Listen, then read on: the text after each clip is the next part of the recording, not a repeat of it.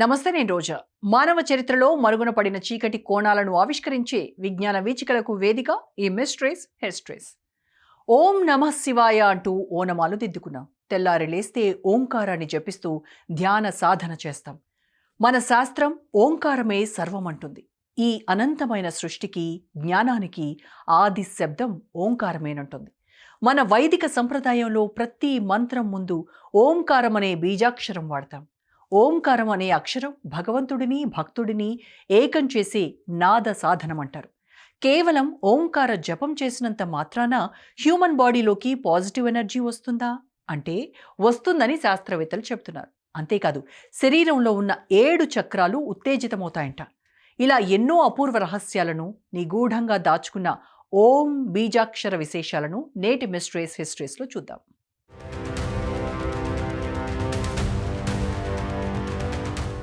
మన భారతీయ మహర్షులు విజ్ఞాన శోధనలో అంతరిక్షం అంచుల వరకు వెళ్లారు. జగతిలో ప్రతి రేణువు, పరమాణువు, అణువు, త్రసరేణువుల్లో లోగుట్టుని చదివారు. గ్రహాల కదలికలలోని నిబద్ధతని, కాలం ప్రామాణికతని ఆమూలాగ్రం అవగతం చేసుకున్నారు. అనంత విశ్వంలో ఉన్న బ్రహ్మాండ పదార్థాల మధ్య ఉన్న గ్రావిటీ శక్తిలో ప్రతిధ్వనించే ఓంకార నాదం పరమాత్మ నిరాకార శక్తిగా పసిగట్టారు. అసలు సృష్టి ఆవిర్భావానికి మూలం ఓంకార బీజాక్షరమే అని నిగ్గు తేల్చారు. ఇది జరిగింది ఈ శతాబ్దంలో కాదు.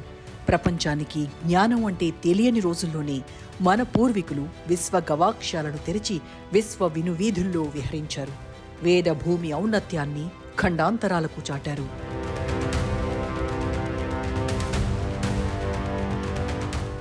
మన సంప్రదాయంలో అత్యంత ప్రాధాన్యమున్న శబ్దం ఓంకారం.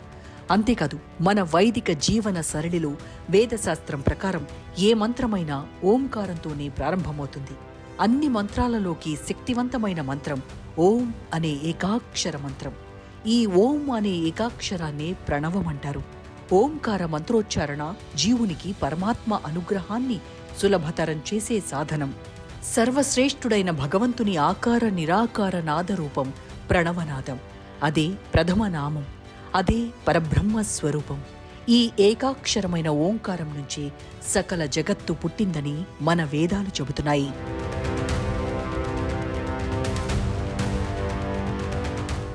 వేదం శబ్దమే భగవంతుడని చెప్పింది. ప్రతి పదానికి మూలాధారంగా ఒక గుర్తుగా ఉండే ఉత్తమోత్తమ చిహ్నం ఓంకారం. శబ్దోచ్చారణలో మన కంఠంలోని స్వరపేటికని, అంగిలిని, శబ్ద ఫలకాన్ని ఉపయోగిస్తాం. ఏ శబ్దం నుండి ఇతర శబ్దాలన్నీ వ్యక్తమవుతున్నాయో అలాంటి అత్యంత స్వాభావిక శబ్దం ఏదైనా ఉందా అంటే ఆ శబ్దమే ప్రణవం.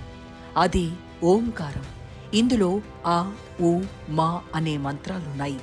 నాలుకలోని అంగిలిలోని ఏ భాగం కూడా అకారం ఉచ్చారణకు తోడ్పడదు.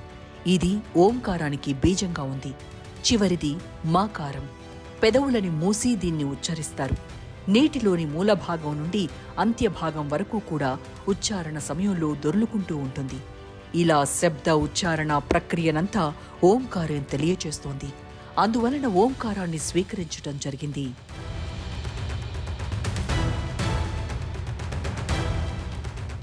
ప్రపంచంలో ఏ దేశ ప్రజలైనా వారి భాషని అనుసంధాన సాధనంగానే చూస్తారు. కానీ మన దేశంలోనే శబ్ద స్వరూపమైన అక్షరాన్ని నాదస్వరూపంగా శబ్ద బ్రహ్మగా వేదం వర్ణించిందని చెప్తారు. ప్రతి అక్షరానికి ఒక నిర్దిష్ట శక్తి ఉందని విశ్వసిస్తారు. అంతేకాదు, ఓంకారం అగ్నికాంతికి ప్రతీకగా మన శాస్త్రాలు చెప్తున్నాయి.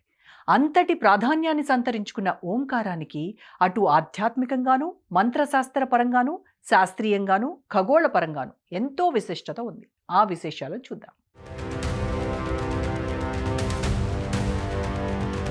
విదేశాల్లో భాషని అనుసంధాన సాధకంగానే చూస్తారు. విదేశీయులు తమ భాషలని ఉపయోగించే విధానంపై అధ్యయనం చేస్తారు. మన భాషలో ధ్వని ప్రధానం. వాక్కు, అర్థం రెండూ విడదీయలేనివిగా భావిస్తాం. శబ్దాన్ని నాదస్వరూపంగా పిలుస్తాం. దానినే వేదాంతం శబ్ద బ్రహ్మగా అభివర్ణించింది భారతీయ శాస్త్రం. నిర్గుణ, నిరంజన, స్వయం జ్యోతిర్లింగ పరమాత్మని శబ్ద బ్రహ్మతో సూచిస్తాం. ప్రకృతి నిండా వ్యాపించి ఉన్న శబ్ద బ్రహ్మానికి ప్రతీక ఓంకారం. అది ఆ పరమాత్మకు మరో పేరు. దాని ప్రాముఖ్యత అంతా ఒక ధ్వని, ఒక సంకేతం. దానిలోని అర్థాన్ని గురించిన ప్రశ్న కన్నా దాని ధ్వని స్వరూపానికే మనశాస్త్రాల్లో ప్రాధాన్యం ఉంది. దానికి ఆధ్యాత్మికత కన్నా విజ్ఞానతత్వం ఎక్కువ.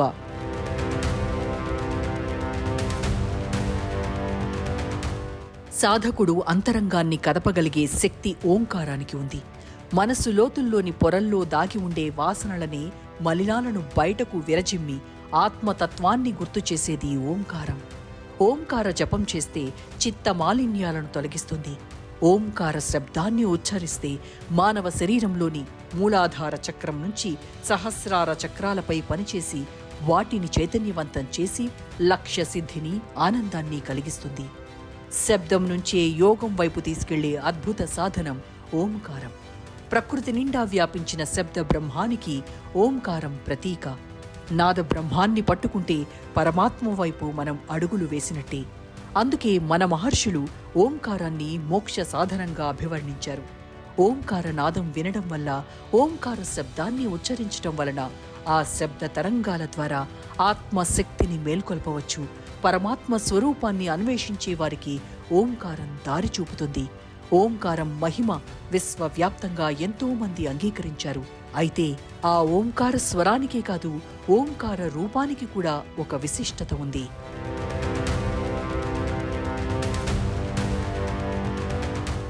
ఓంకార నాదం ద్వారా వచ్చే విశ్వశక్తి తరంగాలు శ్రీచక్ర రూపంలో ఆవిష్కృతమైందని కొంతమంది హిందూ శాస్త్ర విశ్లేషకులు వెల్లడించారు.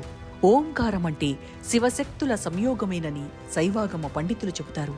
అది శ్రీచక్ర రూపంలో విద్యుచ్ఛక్తి తరంగాలుగా ప్రస్ఫుటమవుతున్నట్లు పరిశోధకులు తెలియజేస్తున్నారు.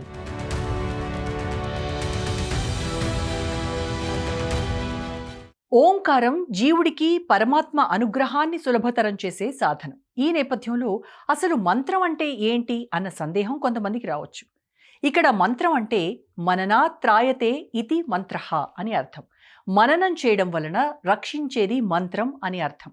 ఇటువంటి మహాశక్తివంతమైన మంత్రాలను మన ఋషులు తమ అమోఘమైన తపశ్శక్తితో భగవదావేశంలో పలికిన వాక్యాలే మంత్రాలని వేద పండితులు స్పష్టంగా చెప్తున్నారు. అలాంటి ఓంకారం అనే అక్షర ఆకారంలో బిందువు కనిపిస్తుంది. అసలు ఓంకారంలో అంతరార్థాలేంటో ఇప్పుడు చూద్దాం.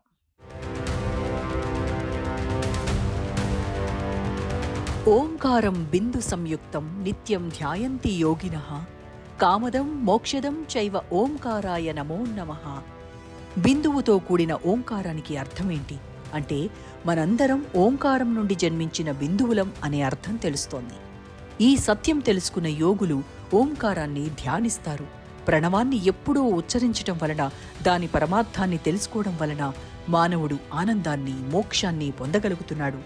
సృష్టిలో ఉన్న కాస్మిక్ ఎనర్జీని సొంతం చేసుకోగలుగుతున్నాడు. ఓం అనే శబ్దం ఉచ్చరిస్తే శరీరంలో విద్యుత్ తరంగాలు అంతర్లీనంగా వ్యాపించి బాడీలో నెగటివ్ ఎనర్జీని నాశనం చేస్తాయి.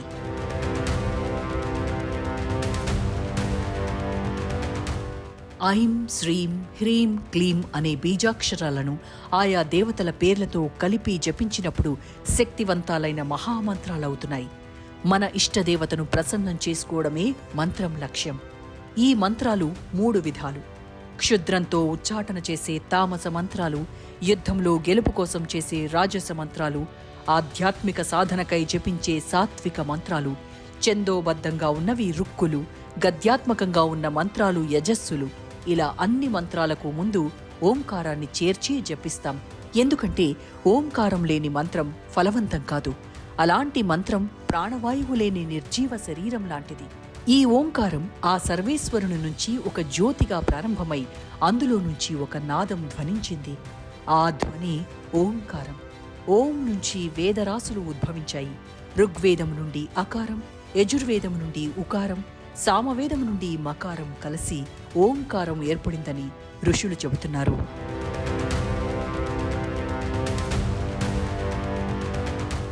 ఓంకారం ఒకే ఒక్క సత్య పదార్థం. ప్రథమ బిందువు దాని నుండే వచ్చింది. ఈ సృష్టి లయం అయిన తర్వాత మిగిలేది నాద బ్రహ్మం మాత్రమే.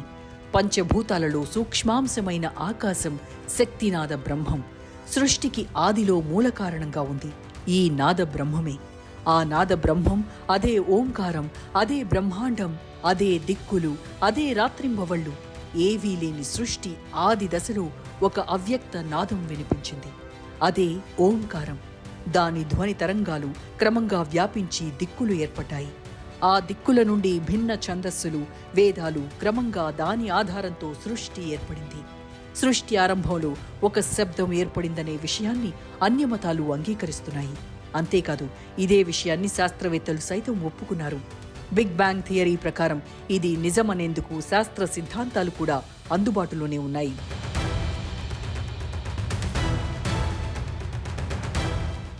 సృష్టికి ముందు వచ్చిన ఆ శబ్దమే ఓంకారమనే యథార్థ విషయం అంగీకరిస్తే విదేశాల జ్ఞాన వ్యాప్తికి భంగమని దానిని ఒప్పుకోరు.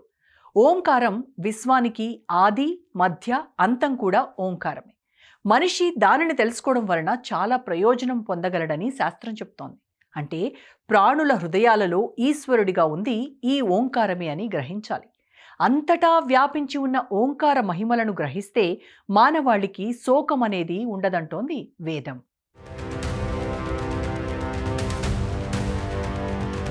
సర్వ ప్రాణుల హృదయాలలో ఈశ్వరుడిగా ఉంది ఈ ఓంకారమే అని గ్రహించాలి. సర్వవ్యాపి అయిన ఓంకారాన్ని గ్రహించగలిగిన మానవాళికి శోకమనేది ఉండదని వేదం స్పష్టంగా చెప్పింది. ఓంకారాన్ని సక్రమంగా ఉచ్చరించటం వలన నాడీ మండలం నిశ్చలమై నిర్మలమై ఉండి అంతర్గత ఉద్వేగాలు తొలగి ప్రశాంతత సిద్ధిస్తుంది.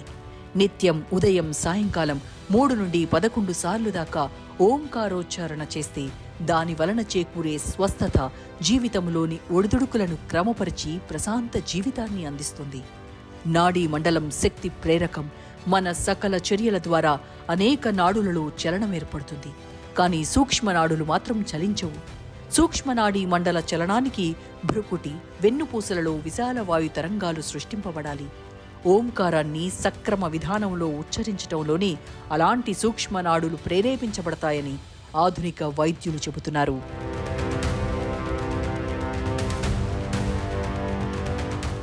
ఓంకారాన్ని సక్రమంగా ఉచ్చరించటం వలన సూక్ష్మనాడుల ప్రేరణ ద్వారా వ్యక్తికి అనేక శక్తులను ప్రసాదిస్తుంది. ఆ క్రమంలోని అతీత జ్ఞానం, అతీత శక్తులు సాధించగలుగుతారు.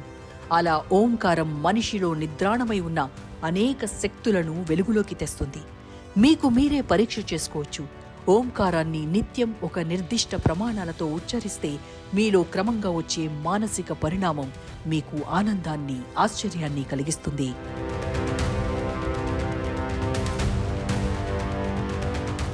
ఓంకార చిహ్న నిర్మాణంలో మౌలికంగా 8 అంశాలుంటాయి. అడ్డగీత, నిలువు గీత, వృత్తరేఖ, చుక్క, అధోరేఖ, ఊర్ధ్వరేఖ, ఎడమకు గీత, కుడికి గీత అనేవి. ఈ 8 అంశాల సమ్మిశ్రితం ఓంకారం. స్థూలం నుండి సూక్ష్మాంశంకు పురోగమించటమే లక్ష్యం. అదే వ్యక్తిలో జీవాంశ ప్రాధాన్యతకు, పదార్థానికి, పరమాణు ప్రత్యేకతను సంతరించుకుంటుంది. ఓంకారం స్థూలాంశతో ప్రారంభమై సూక్ష్మాంశ అయిన చుక్కతో ముగుస్తుంది. ఇందులో పంచభూతాల శక్తి ఉంది.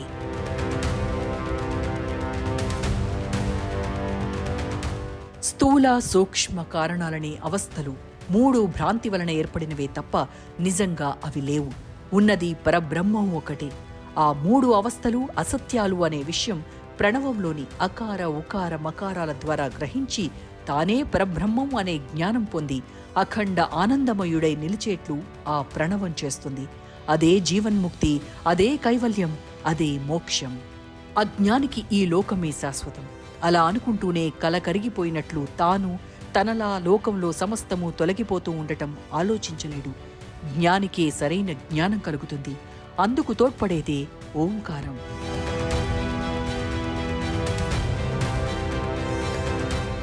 ప్రకృతికి దూరమైన మనిషి దైవానికి దూరమయ్యాడని ఆధ్యాత్మికవేత్తలు చెబుతున్నారు. తామర పువ్వు నీటిలో ఉంటుంది, గాలిలో సుగంధం ఉంటుంది, సూర్యకాంతిలో జీవశక్తి, వర్షంలో ప్రాణం ఉంటాయి, భూమిలో జీవం, అగ్నిలో తేజస్సు నెలకొంటాయి, ఆకాశంలో దివ్యత్వం, అందులో ఓంకారం వెలుగుతాయి. ఓంకారంలో ఈశ్వరుడు ఉంటాడు. ఆయన ప్రతిబింబమే మనిషి. ఇంతటి మహాదృశ్యం నుంచి మనిషి దూరంగా ఎలా వెళ్ళగలడు?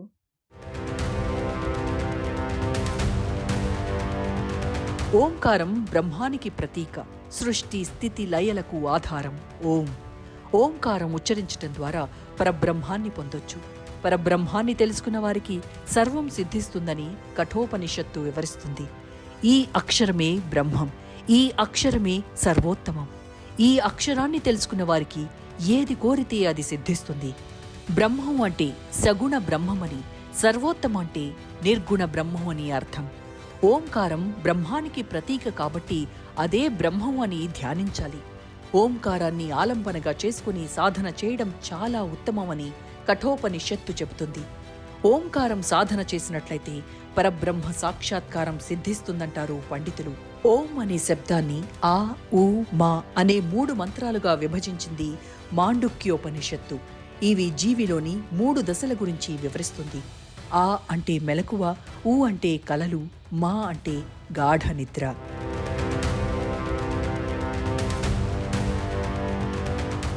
సృష్టి కంటే ముందే బ్రహ్మ పదార్థం ఒక్కటే ఉందని చెబుతారు.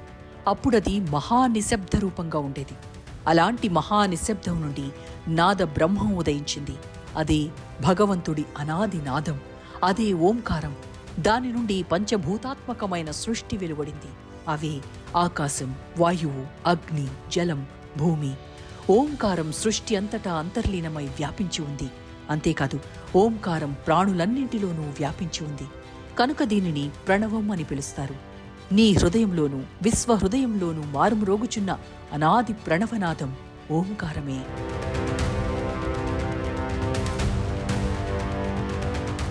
ఓంకారం మోక్షాన్ని ప్రసాదిస్తుంది, అమృతత్వాన్ని కలిగిస్తుంది, భగవంతుడిలో ఐక్యాన్ని పొందేలా చేస్తుంది. భగవద్గీతలోని 8వ అధ్యాయంలో అక్షర పరబ్రహ్మ యోగాన్ని బోధిస్తూ ఓం అనే అక్షరం ఒక్కటే బ్రహ్మం అని శ్రీకృష్ణుడు చెప్పాడు. దానిని స్మరిస్తే నన్ను స్మరించినట్టే. ఓంకారాన్ని స్మరిస్తూ ఎవరు దేహాన్ని విడిచిపెడతారో వారు పరమగతి అయిన తననే పొందుతారని చెప్పాడు కృష్ణుడు. జీవిలో ఉండే జాగృత, స్వప్న, సుషుప్తి, తురీయం అనే 4 స్థితులు ఓంకారానికి సంబంధించినవేనని మన శాస్త్రాలు చెబుతున్నాయి.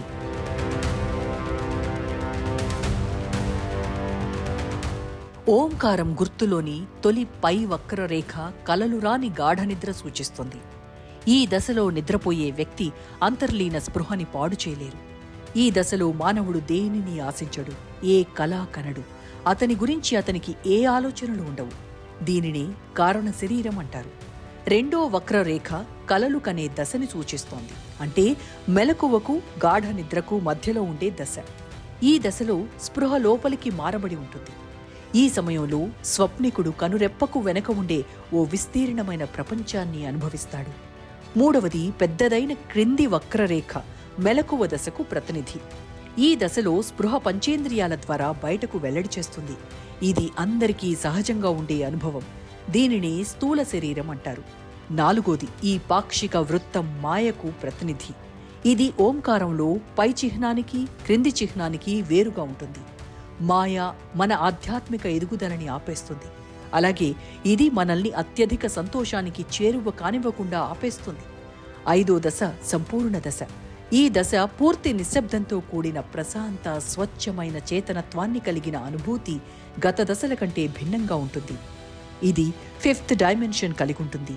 దీన్నే సంస్కృతంలో తుర్యాతీతం అంటారు. అంటే సమాధి స్థితికి భిన్నమైనది అని అర్థం. జీవుడు, దేవుడు అనే పదాలు ఈ సృష్టికి సూక్ష్మ, స్థూల రూపాలే. ఈ రూపాల్లో అంతర్లీనంగా ఉన్న శబ్దమే ఓం. ఈ శబ్దంలోనే అనంతమైన జ్ఞాన భాండాగారం ఉంది.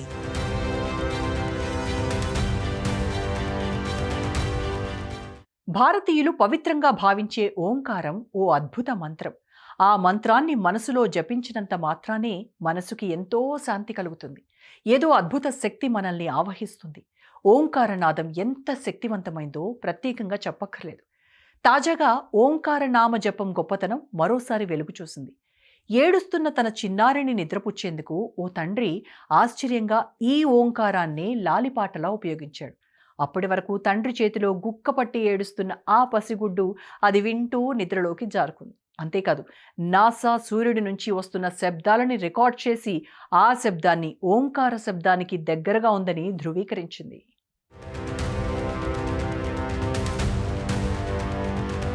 శాండియాగో ప్రాంతానికి చెందిన డేనియల్ ఐసెన్మన్ అనే ఆ తండ్రి తన కూతురు ఏడుస్తున్నప్పుడు పక్కనే పడుకుని ఆమెకు వినపడేలా మంద్రస్వరంతో ఓం అని సుదీర్ఘంగా అన్నారు. ఆయన పూర్తిగా అనడం కూడా అవ్వకముందే ఆ పాప ఎంచక్కా నవ్వుతూ నిద్రపోయింది. ఈ మొత్తం విషయం గురించిన వీడియోను పోస్ట్ చేయగా కొన్ని రోజుల్లోనే లక్షల మంది చూసి ఆశ్చర్యపోయారు.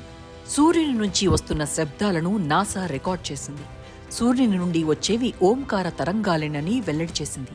అయితే దీన్ని హేతువాదులు వ్యతిరేకిస్తున్నారు. శూన్యంలో ఏ శబ్దాలు ఉండవని కొట్టిపారేస్తున్నారు. ఈ నేపథ్యంలో నాసా సైంటిస్టులు ఈ విషయాన్ని ధృవీకరించడం లేదు. దీనికి కారణం మన పురాతన శాస్త్ర విశేషాలకు మతం రంగు పులుముతూ మన పూర్వీకుల జ్ఞానాన్ని వ్యతిరేకిస్తున్నారు. హాన్స్ జెన్నీ అనే శాస్త్రవేత్త ఓంకారంపై పరిశోధనలు చేసి టోనోగ్రఫీ ద్వారా ఏర్పడిన శ్రీచక్రాన్ని అందరి కళ్లకు చూపించి ఓంకార శబ్ద రూపం సాక్షాత్తు శ్రీచక్రమే అని నిరూపించాడు.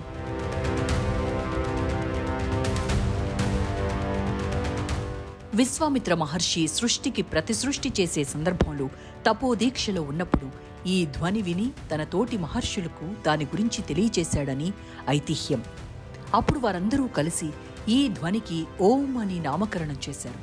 త్రికాలాల్లో వినవచ్చే శబ్దం కనుక భగవంతుడి పేరు మీద ఆ ధ్వనికి ఓం అని పేరు పెట్టారు. కాబట్టి నిరాకారుడు, నిర్గుణుడు అయిన ఆ పరమేశ్వరుడికి ఒక నిర్దిష్ట నామం ప్రసాదించటం అన్నది మొదటిసారి జరిగిందని విశ్వాసం. అప్పటి వరకు భగవంతుడికి ఒక రూపం అంటూ ఏమీ లేదని అందరూ నమ్ముతూ వచ్చారు.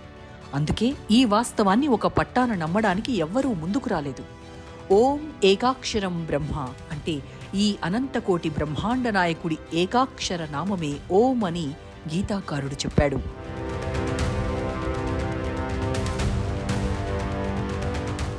ఋషులు ఈ శబ్దానికి విశ్వగీతంగా చెప్పారు. అంటే స్వర్గం నుంచి వెలువడే సంగీత ఝరి అన్నమాట.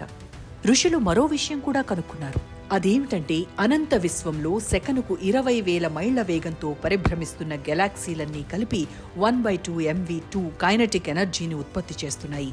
అంటే దాని ద్వారా చరాచర విశ్వంలోని గ్రహరాశులన్నీ కలిపి వినియోగిస్తున్న ఎనర్జీ ఏదో ఒక మేరకు సమతుల్యం కావటానికి ఇది దోహదపడుతుంది.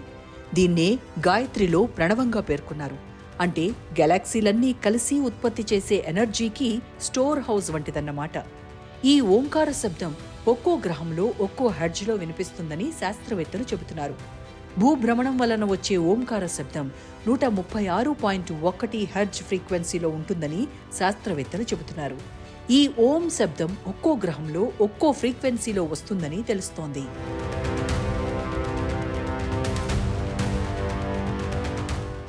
ఇక్కడ ఓంకారమే దేవుడు, అంటే ఒక శక్తి, దైవం. ఈ శక్తే ఈ సృష్టిని సృష్టించింది. సృష్టిని సృష్టించిన దేవుడు మనిషిని కూడా సృష్టించాడు. సృష్టికి కావలసిన పంచభూతాలు ఆకాశం, గాలి, నీరు, అగ్ని, భూమి మనిషిలో కూడా ఉన్నాయి. అవి సృష్టి నడవటానికి కారణమైనట్టు మనిషి కూడా ఆ కారణాల వలనే జీవిస్తున్నాడు. పంచభూతాల్లోనూ దేవుని శక్తి మూలకంగానే ఆయన శక్తి వాటిలో ఉండటం వలనే అవి పనిచేస్తున్నాయి. అదేవిధంగా అణువు కన్నా చిన్న ఆకారంలో ఓంకార రూపంలో ఉన్న పరమాత్మ శక్తి మూలంగానే మనిషి జీవితం, చావు, పుట్టుకలు జరుగుతున్నాయి. యోగ సూత్రాలలో ఓం అనే బీజాక్షరం అంతర్లీన మేధస్సుకు ఆధారం.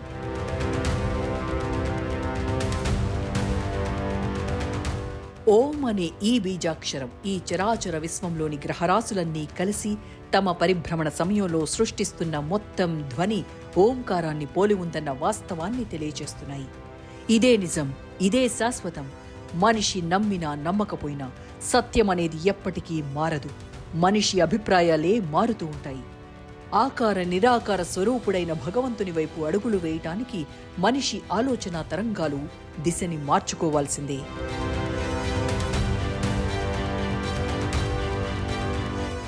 ఓంకారం అంటే విశ్వ సృజనకు ఆధారభూతమైన దివ్య శబ్దం. ఈ శబ్దం నుంచే సమస్త సృష్టి అంటే గెలాక్సీలు ప్యారలల్ యూనివర్స్లు ఏర్పడ్డాయి. అందుకే విశ్వాన్ని విష్ణువుతో పోల్చి చెప్తాయి మన వేదాలు. వచ్చే వారం మరో అంశంతో మిస్ట్రీస్ హిస్టరీస్లో మళ్ళీ కలుద్దాం. నమస్తే.